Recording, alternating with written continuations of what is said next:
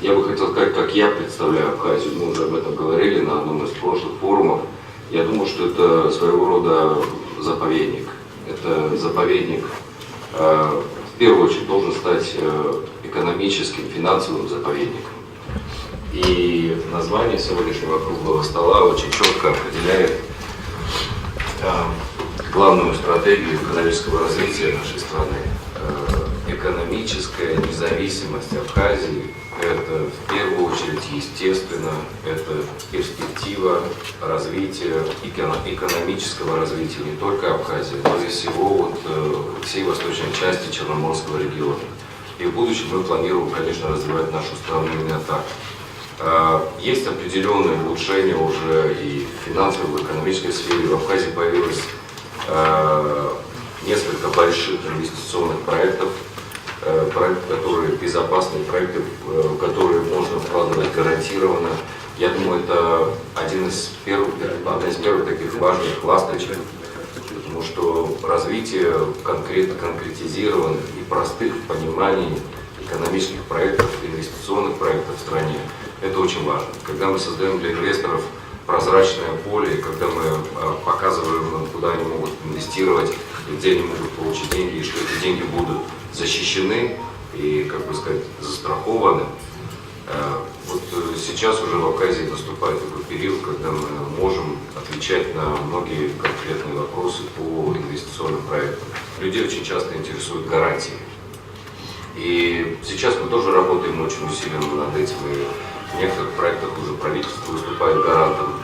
Ну, естественно, эту систему гарантирования инвестиций надо будет развивать в будущем. Максим Харитонович совершенно верно отметил о том, что страна развивается, и он не вдавался в какие-то конкретные цифры. Наверное, это все-таки специфика нашего министерства, поэтому я очень коротко озвучу основные показатели, буквально связанные с этим.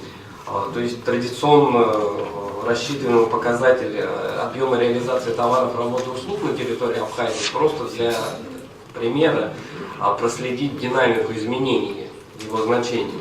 Если в 2005 году он составлял по всем отраслям 4 миллиарда рублей, то в 2009 этот показатель уже вышел на уровень 15 миллиардов.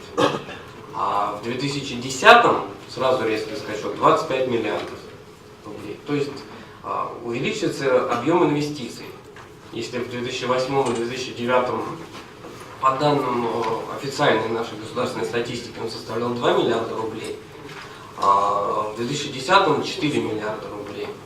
То есть тут имеются определенные подвижки, намечается процесс освоения нашего имеющегося, безусловно, огромного экономического потенциала.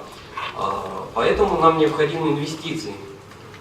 И инвестиции, предпосылки для инвестиций внутри страны, они, безусловно, есть.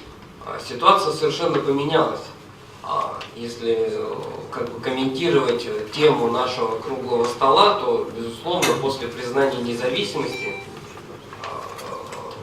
реалии совершенно иные. То есть тут появляются четкие гарантии безопасности. Это гарантии как правовые, так и физические гарантии. То есть в рамках подписанных с Российской Федерацией межгосударственных соглашений, в том числе о защите государственной границы. То есть тут безопасность и населения обеспечивается, и гостей, которые к нам приезжают, это одно из основных наших направлений – туризм. И плюс, конечно, естественно, это же является гарантией для инвесторов. Тут вопросы безопасности фактически сняты, а вопросы безопасности это очень важный фактор формирования благоприятного инвестиционного климата наряду с налогами, даже в большей степени, я думаю, в нашей ситуации это в большей степени. Хотя и налоговые льготы, безусловно, у нас есть, и эти налоговые льготы очень значительные. Дополнительные гарантии именно для российских инвесторов, если все, о чем я говорил, относится, в общем-то, независимо от происхождения капитала, а для российских инвесторов это заключенное соглашение с Российской Федерацией о поощрении и взаимной защите инвестиций. Это соглашение было подписано, оно уже ратифицировано из февраля этого года. оно вступило в силу. То есть оно определяет режим осуществления инвестиций, недискриминационный, равноправный режим для российских инвестиций на территории Абхазии. Основными составляющими этого режима, что тоже очень важно, является защита от экспроприации, справедливое возмещение возможного ущерба в результате каких-либо действий. И, конечно же, тоже очень важна возможность независимого арбитража в случае возникновения каких-либо споров между государством и инвесторами. Значит, конечно, все эти факторы должны способствовать формированию благоприятного инвестиционного климата.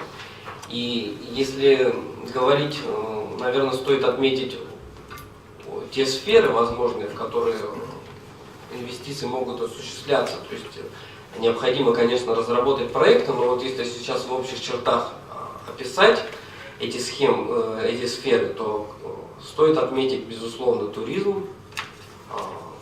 В общем-то, классическая наша сфера, в которой всем известная, естественно, в которую могут осуществляться инвестиции, потому что потенциал наш туристический, конечно, освоен лишь в незначительной степени.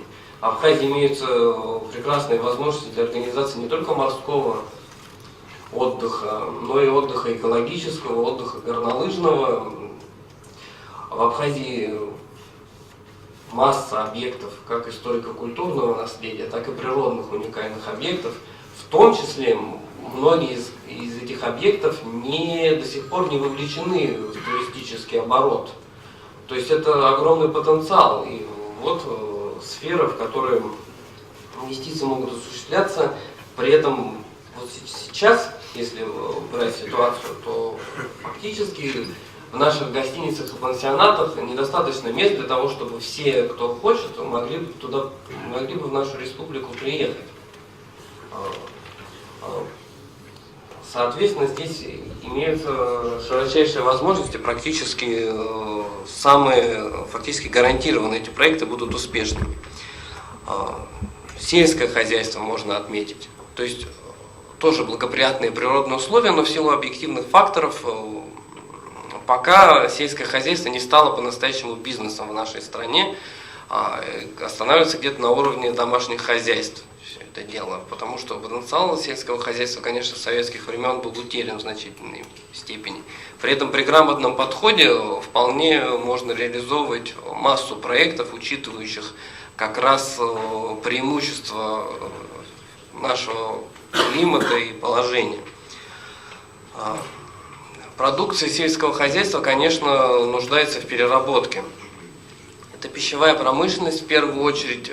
Уже сейчас реализуется масса проектов. Вот среди того, что я отмечал, из тех имевшихся уже проектов, государство за счет бюджетных инвестиций сейчас расширяет многие имеющиеся ранее предприятия в сфере пищевой промышленности. То есть тут тоже имеются очень неплохие возможности.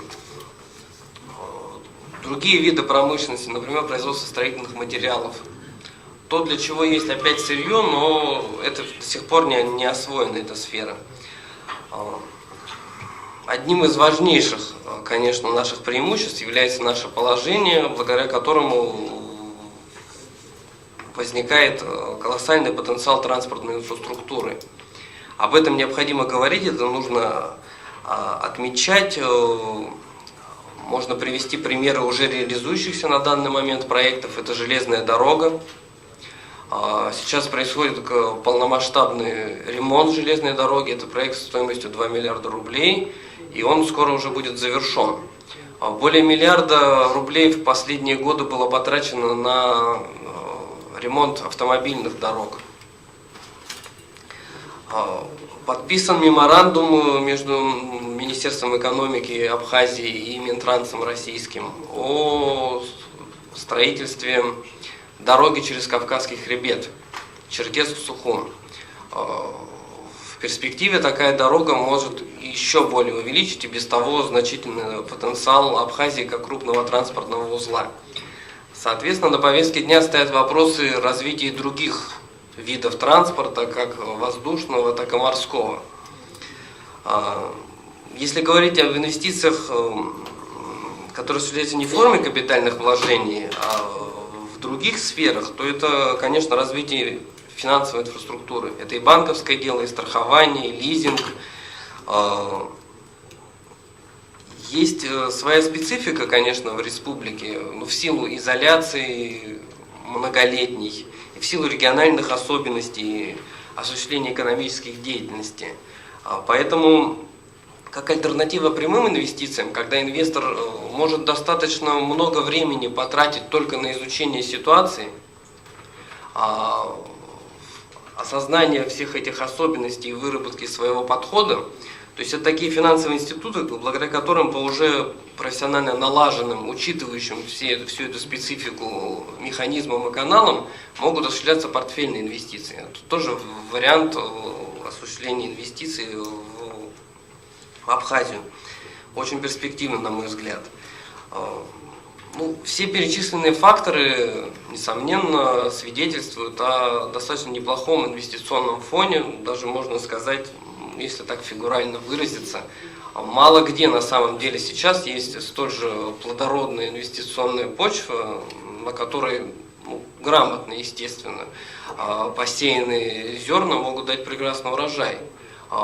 Проблема в том, что нет мало информации об этом. Поэтому одна из основных задач государства в лице его должностных лиц, я думаю, что, во-первых, этот информационный вакуум ликвидировать, в частности, благодаря вот такого рода рабочим встречам.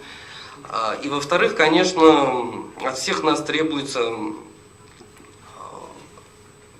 прямой диалог с инвесторами, разъяснения какие-то, ответы на вопросы, принятие эффективных управленческих решений, для того, чтобы не было бюрократии, которая очень часто препятствует реализации даже самых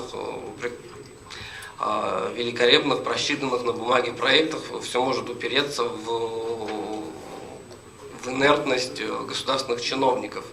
Готовность работать с инвесторами, взаимодействовать у властей Абхазии есть. Это я могу заявлять сейчас смело. И это тоже очень важный фактор, конечно, который будет способствовать реализации инвестиционных проектов в Абхазии.